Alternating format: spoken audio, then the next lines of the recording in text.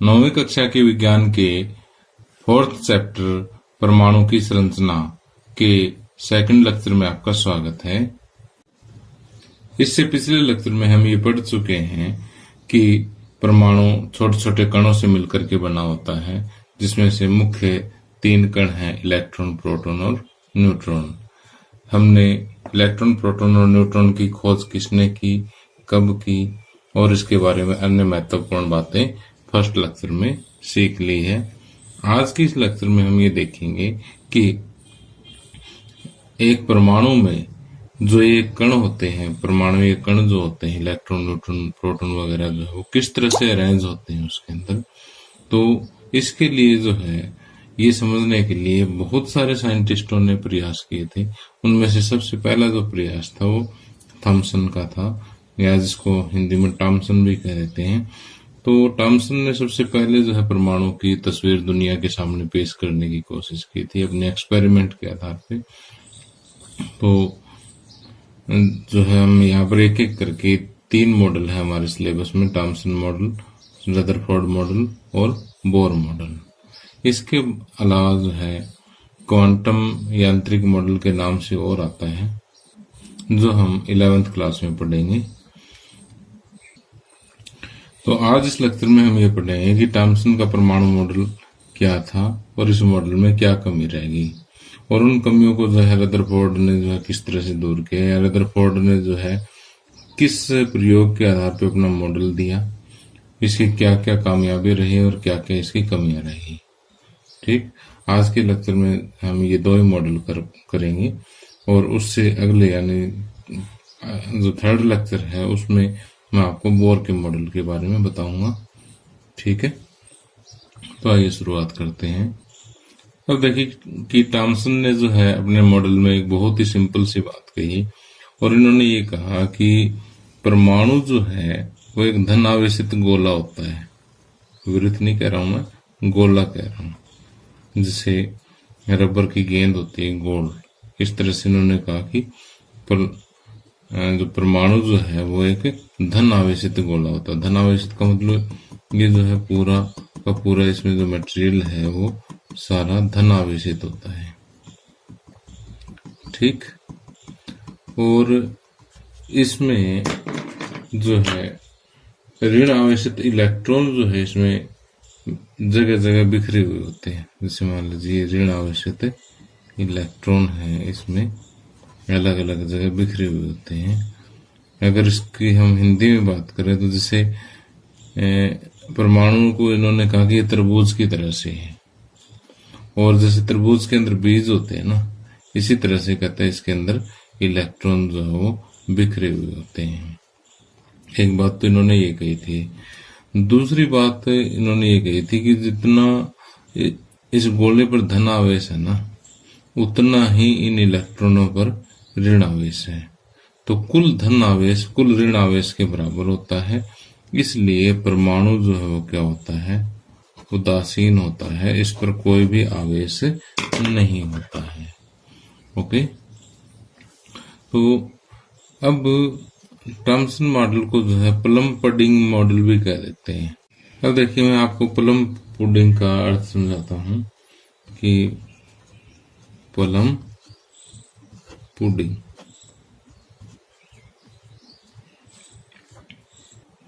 Pudding कहते हैं Christmas पर जो केक बनाया जाता है ना, एक विशेष प्रकार का केक होता है जो क्रिसमस डे पे बनाते हैं।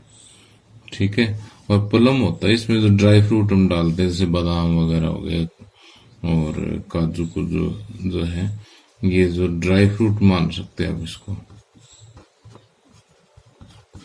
ठीक, तो क्रिसमस केक के अंदर जो है ये प्लम यानी ड्राई फ्रूट जो है बीच बीच में दबा देते होते हैं।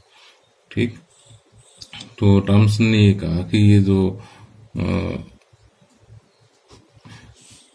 परमाणु जो है वो किसकी तरह से है, क्रिसमस केक की तरह से है, और उसमें ड्राई फ्रूट की तरह से इलेक्ट्रॉन एम्बेडेड है। इसको हम आसानी से समझने के लिए इसकी तुलना किसके साथ कर देते हैं, तरबूज के साथ कर देते हैं कि ये तरबूज की तरह से गोल है और धनावेशित है, गोला है, और इसमें इलेक्ट्रॉन जो एम्बेडेड है। तो जो बातें मैंने आपको यहाँ समझाई है वही आपको मैंने नोट्स पर लिख करके दे दी है, आपको परेशानी नहीं होगी। तो आप यहाँ स्क्रीन पॉज करके भी जो है नोट कर सकते हैं, इस वीडियो को पॉज करके भी स्क्रीन से नोट कर सकते हैं। तो टॉमसन ने परमाणु की संरचना से संबंधित मॉडल दिया जो किसकी तरह से था, क्रिसमस केक या तरबूज की तरह से भी आप लिख सकते हैं। ठीक, परमाणु को इन्होंने क्या बताया, धन आवेशित गोला बताया है और इलेक्ट्रॉन उसमें जगह जगह उसी प्रकार दसे रहते हैं जैसे पुडिंग में प्लम या तरबूज में बीज होते हैं। और कुल ऋणात्मक आवेश कुल धनात्मक आवेश के बराबर होता है, इसलिए परमाणु जो है विद्युतीय रूप से उदासीन होता है। अब इसकी कामयाबी तो ये रही कि परमाणु के उदासीन होने की तो व्याख्या कर चुका है, लेकिन रदरफोर्ड ने एक विशेष प्रयोग किया जिसको अल्फा कण प्रकीर्णन प्रयोग कहते हैं। क्या कहते हैं? अल्फा कण प्रकीर्णन प्रयोग कहते हैं। उसके जो परिणाम निकले उन परिणामों को ये मॉडल जो है समझा नहीं पाया है। ठीक, ये इसकी सबसे बड़ी कमी थी। इसके अलावा भी बहुत सारी बातें हैं जो आगे वैज्ञानिकों ने एक्सपेरिमेंट किए, प्रयोग किए, उनके जो परिणाम निकले उनको ये मॉडल एक्सप्लेन नहीं कर पाया। अब आगे रदरफोर्ड का परमाणु मॉडल समझने से पहले हमें रदरफोर्ड का अल्फा कण प्रकीर्णन प्रयोग जो है उसको समझना जरूरी है, क्योंकि रदरफोर्ड का जो परमाणु मॉडल है वो इसी प्रयोग पर ही आधारित था। अब अल्फा कण जो है वो विशेष प्रकार के कण होते हैं जिस पर 2 इकाई धन आवेश होता है, धन आवेश होता है, और उसका जो द्रव्यमान जो होता है वह 4 इकाई होता है। ठीक, 4 इकाई इस पर क्या होता है, द्रव्यमान होता है। तो कुल मिलाकर के जो हीलियम का जो न्यूक्लियस होता है, नाभिक जो होता है, वो अल्फा कण के इक्विवेलेंट हम मान सकते हैं। ठीक, तो एक बार मैंने आपको नाभिक नाम से परिचित नहीं करवाया है, तो आप ये मान सकते हैं कि अल्फा कण जो है एक विशेष प्रकार का कण होता है जिस पर 2 इकाई धन आवेश होता है और 4 इकाई इसका क्या होता है, द्रव्यमान होता है। तो जो धन आवेश की जो इकाई है वास्तव में 1.6 गुणा 10⁻⁻19 कूलाम जो है, इसको हम 1 इकाई मान करके चलते हैं। और जो द्रव्यमान की जो इकाई है वो जो हमने पिछले चैप्टर में कार्बन 12 का 1/12वां हिस्सा जो है पढ़ा था द्रव्यमान का, वो एक द्रव्यमान की इकाई है। ठीक, तो चलो ये तो होगी अल्फा कण के बारे में बात, भी आप समझ चुके हो कि अल्फा कण क्या होता है। अब बात करते हैं प्रकीर्णन की। प्रकीर्णन को मैं एक सिंपल से देसी भाषा में बताता हूँ कि अगर कोई चीज किसी से टकराने के बाद वो बिखर गई अलग अलग डायरेक्शन में, तो वो चीज हम ये कहते हैं कि प्रकीर्णन होगी उसकी। ठीक, तो ये इसका एक सिंपल सा अर्थ है प्रकीर्णन का। अब देखिए कि रदरफोर्ड ने ये एक्सपेरिमेंट करने के लिए क्या किया कि एक सोना धातु होती है, इसकी बहुत ही पतली पत्ती ली। ठीक, और इस पत्ती की जो मोटाई थी वो कितनी थी, 0.0004 सेंटीमीटर। 0.004 का मतलब है कि 4/10,000 सेंटीमीटर, यानी 1 सेंटीमीटर का 10,000वां हिस्सा।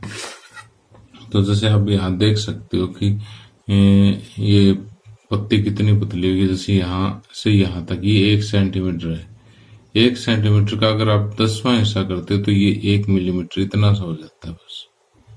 ठीक है, 1 सेंटीमीटर का जो 10वां हिस्सा वो कितना हो जाता है,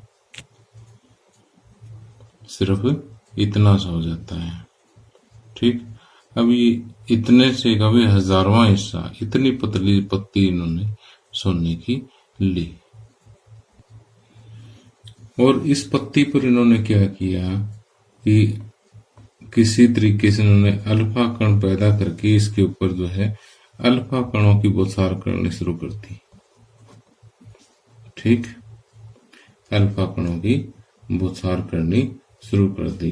अब यहां टकराने के बाद ये अल्फा कण कहाँ गए? अब ये सीधा तो हमें दिखाई नहीं देगा, तो यहां इसके चारों तरफ जो है एक पर्दा रख दिया इन्होंने। क्या रख दिया? एक पर्दा रख दिया जिस पर जिंक सल्फाइड का लेप किया हुआ था। ठीक, अब जिंक सल्फाइड से क्या होता है कि जैसे यहां से टकराने के बाद अल्फा कण कहीं गए और यहाँ जिंक सल्फाइड से टकराएंगे ना, तो उसके बाद हम सूक्ष्मदर्शी से यहाँ से ऑब्जर्व कर सकते हैं कि जैसे हल्की सी यहाँ वो चमक पैदा होती है जिंक सल्फाइड से टकराने के बाद, जिसको हम सूक्ष्मदर्शी से देख सकते हैं। तो एक घूमने वाली सूक्ष्मदर्शी यहाँ पर सेट कर दी। उसके बाद हमें पता लग जाता है कि जो अल्फा कण है इस सोने की पत्ती से टकराने के बाद कहाँ कहाँ गए। ठीक, और इसी प्रयोग के आधार पर इन्होंने क्या किया, अपना परमाणु मॉडल जो है वो पेश कर दिया। तो अब हम ये पढ़ेंगे कि ये था इसका एक्सपेरिमेंट का सेटअप, कि इन्होंने जो एक्सपेरिमेंट किस तरह से किया। अब इस एक्सपेरिमेंट के क्या परिणाम निकले और उन परिणामों के आधार पर हमने क्या कंक्लूजन निकाला और फिर मॉडल जो है वो किस तरह से दिया। तो देखिए, आपने इस प्रयोग के बारे में बस सिंपल सी 3-4 लाइनें लिखनी जो आपको स्क्रीन पर दिखाई दे रही है कि सन 1911 में अंग्रेज भौतिक शास्त्री रदरफोर्ड ने जो है एक बहुत ही पतली सोने की जो पत्ती या पर्णिका हम कह सकते हैं इसको हिंदी में, उस पर अल्फा कणों की बौछार कर दी। ठीक, बौछार के पश्चात कणों की दिशा जानने के लिए धातु पर्णिका के चारों जिंक सल्फाइड लेपित पर्दे को रख दिया और घूमने वाले सूक्ष्मदर्शी की सहायता से जो है उन्होंने निम्नलिखित प्रेक्षण प्राप्त किए, यानी निम्नलिखित जो ऑब्जर्वेशन उन्होंने ली। वास्तव में उन्होंने क्या माना कि रदरफोर्ड ने माना कि जो धातु की पत्ती है उसमें बहुत सारे सोने के परमाणु ऐसे, इतनी पतली सी पत्ती के अंदर भी ये मान के चलता है कि सैकड़ों जो है वो परमाणु इस तरह से अरेंज है और उनके ऊपर अल्फा कणों की बौछार हो रही है। ठीक, और इसी चित्र को अगर हम जूम करके देखें या किसी एक परमाणु को भी उठा लें, ठीक, तो हम ये मान के चलते हैं कि उस परमाणु के ऊपर ही ये बौछार हो रही है। समझ गए बात को कि इतनी पतली पत्ती लेने का मकसद यही था कि वो वास्तव में ये शो करना चाहते थे कि जो अल्फा कणों की बौछार हो रही है वो एक परमाणु के ऊपर हो रही है। अब इस एक्सपेरिमेंट से, इस प्रयोग से जो प्रेक्षण प्राप्त हुए वो ये है कि लगभग 99% से भी अधिक अल्फा कण जो है वो सीधे निकल गए, बिना डिफ्लेक्ट हुए, बिल्कुल सीधे। ठीक, और लगभग 2000 में से एक अल्फा कण ऐसा हुआ जो थोड़ा सा डिफ्लेक्ट हुआ है। ठीक, 2000 में से एक ऐसा था जो कुछ कोण पर किसी और दिशा में चला गया। ठीक, और लगभग 20,000 में से एक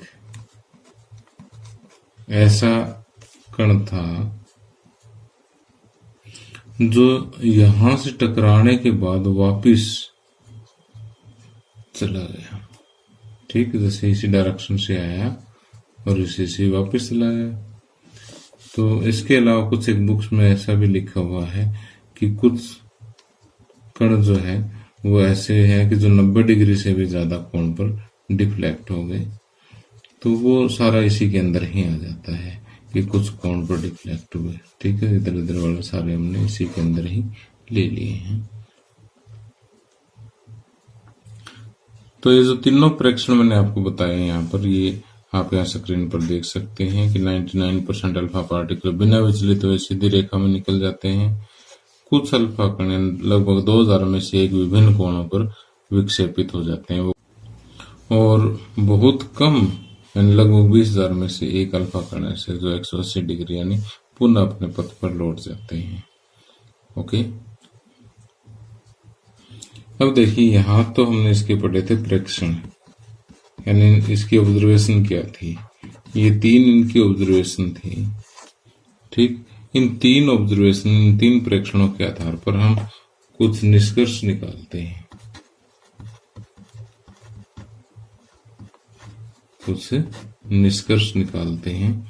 रदरफोर्ड ने ये कहा कि जैसे क्योंकि लगभग 99% से भी अधिक अल्फा कण जो सीधे निकलेंगे, तो आप अज्यूम कीजिए कि मान लेते हैं कि आपके पास सैकड़ों कंचे हैं, छोटे छोटे कांच की गोलियां हैं, और आप इसको एक विंडो पर फेंक रहे हैं।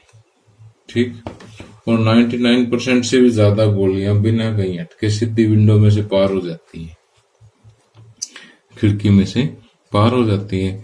इसका मतलब क्या है कि खिड़की में बहुत सारी जगह खाली है, क्योंकि 99% से ज्यादा गोलियां जो है बिना किसी रुकावट के पार हो गई। इसका मतलब जो है वो खिड़की में बहुत सारी जगह खाली है।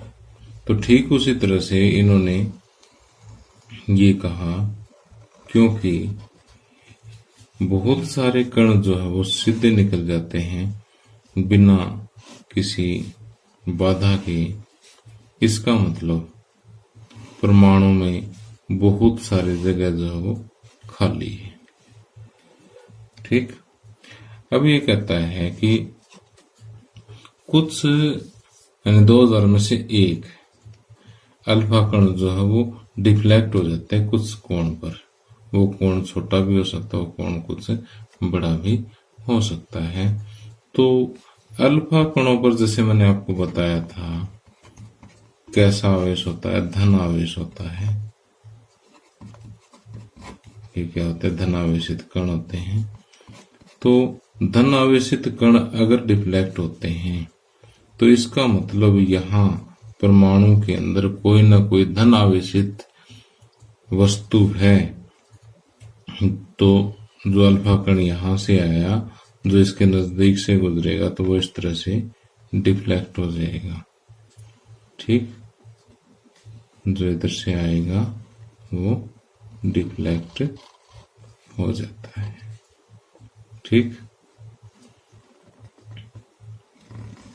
इस तरह से समझ गए, क्योंकि जो अल्फा कण है उस पर भी धनावेश है, आगे भी कोई ना कोई धनावेश पड़ा है, तो धनावेश को जो है रिपेल करता है, दूर भगाता है। इसका मतलब जो है यहाँ पर कोई ना कोई धन आवेशित वस्तु है, कोई ना कोई। अब ये कहता है कि 20,000 में से एक कण ऐसे हैं कि अगर वो इस रास्ते पर आता है तो इसी रास्ते पर ही वापस चला जाता है, यानी जहां से आया वहीं से वापस उसी रास्ते पर वापस चला गया। और अब देखिए कि अल्फा कण कोई हल्का कण तो है नहीं, जिस पर 4 यूनिट मास है, 4 इकाई जिसका द्रव्यमान है, उसी को इसने वापस मोड़ दिया उसी रास्ते पर। इसका मतलब ये जो कण है, जो धनावेशित कण जो परमाणु के अंदर है, वो हल्का तो नहीं है, वो बहुत भारी कण है। ठीक, तो ये रदरफोर्ड के द्वारा निकाले गए निष्कर्ष थे। ठीक, तो यहाँ पर आप इस चित्र में इनकी डायरेक्शन दिखा दीजिएगा। ठीक, तो इन्हीं निष्कर्षों के आधार पर इन्होंने अपना परमाणु का एक मॉडल जो है वो दे दिया। और इसके अलावा एक बात हम और कहना चाहते हैं कि क्योंकि बहुत ही कम अल्फा पार्टिकल जो है वो यहाँ पर डिफ्लेक्ट होते हैं, इसका मतलब जो एक बीच में सेंटर में जो कण है ये छोटा है। तो यहां से रदरफोर्ड ने ये कहा कि परमाणु के सेंटर में ये जो कण की हम बात कर रहे हैं जो सेंटर में है, इसको इन्होंने नाभिक का नाम दिया। किसका नाम दिया? नाभिक का नाम दिया। और इन्होंने कहा कि परमाणु के केंद्र में एक नाभिक होता है जो छोटा होता है, भारी होता है और धन आवेश होता है। ठीक, या फिर हम ये कह सकते हैं कि परमाणु के केंद्र पर एक छोटा भारी और धन आवेशित बॉडी होती है, जिसको हम क्या कहते हैं, नाभिक कहते हैं। और ये इतना भारी होता है कि परमाणु का लगभग द्रव्यमान जो है इसी के अंदर ही होता है। और दूसरा इन्होंने ये कहा कि इसका जो साइज है वो पूरे परमाणु की तुलना में जो है काफी छोटा होता है। परमाणु का जो व्यास हम मान के चलते हैं, यानी यहाँ से लेके यहाँ तक जो व्यास होता है वो लगभग 10⁻⁻10 मीटर का होता है, जबकि इसका जो व्यास होता है, नाभिक का जो व्यास होता है वो 10⁻⁻15 मीटर, यानी इससे 10⁻5 गुना छोटा होता है। ठीक, 10⁻5 गुना का मतलब 1 के आगे 5 0। ठीक, इकाई, दहाई, सैकड़ा, हजार, 10,000, लाख, यानी 1 लाख गुना जो इससे छोटा होता है। ठीक, और इसके अलावा ये कहता है कि इलेक्ट्रॉन जो है नाभिक के चारों ओर वृत्ताकार पथ में चक्कर लगाते रहते हैं। ठीक, और इलेक्ट्रॉनों पर कुल ऋण आवेश जो है वो नाभिक पर कुल धन आवेश के बराबर होता है, इसलिए परमाणु जो है वो उदासीन होता है। ठीक, तो जो बातें मैंने आपको यहाँ पर बताई है रदरफोर्ड के परमाणु मॉडल के आधार पर, तो वो जो है आप यहाँ स्क्रीन पर देख सकते हैं कि परमाणु का केंद्र धनावेशित होता है, जिसे नाभिक कहा जाता है, और परमाणु का लगभग संपूर्ण द्रव्यमान नाभिक में होता है, यानी ये धनावेशित और भारी होता है। और साइज की अगर हम बात करें तो परमाणु के साइज में जो है नाभिक का साइज काफी छोटा होता है, और इनका साइज मैं आपको बता ही चुका हूँ। इलेक्ट्रॉन नाभिक के चारों ओर जो है वर्तुलाकार यानी वृत्ताकार पथ आप इसको कह सकते हैं, उसमें चक्कर लगाते रहते हैं, और नाभिक का जो कुल धन आवेश है वो इलेक्ट्रॉनों के ऋण आवेश के बराबर होते हैं, जिससे आवेश परस्पर संतुलित हो जाते हैं, और यही कारण है कि परमाणु जो क्या होता है, उदासीन होता है। अब आज अगले लेक्चर में जो है मैं आपको ये बताऊंगा कि इसके रदरफोर्ड मॉडल में जो है क्या क्या कमियां रही, और रदरफोर्ड के परमाणु मॉडल की जो कमी है वो एग्जामिनेशन पॉइंट ऑफ व्यू से बहुत ही इम्पोर्टेंट है और मोस्टली पूछ ली जाती है 1-2 नंबर में। तो इसको आपने अच्छी तरह से समझना है। बहुत सारे बच्चे जो है +2 भी पास कर जाते हैं, लेकिन ये चीज समझ नहीं पाते भी, सर ये ऐसा कैसे हुआ। तो आपको ये समझ नहीं, मैं बिल्कुल आसान सी भाषा में आपको समझाऊंगा। ठीक है, और इसके अलावा जो है रदरफोर्ड की जो ये कमी थी वो बोहर ने कैसे दूर की, तो हम कल के लेक्चर में जो है रदरफोर्ड मॉडल की कमियां पढ़ेंगे और बोर मॉडल को भी पढ़ेंगे।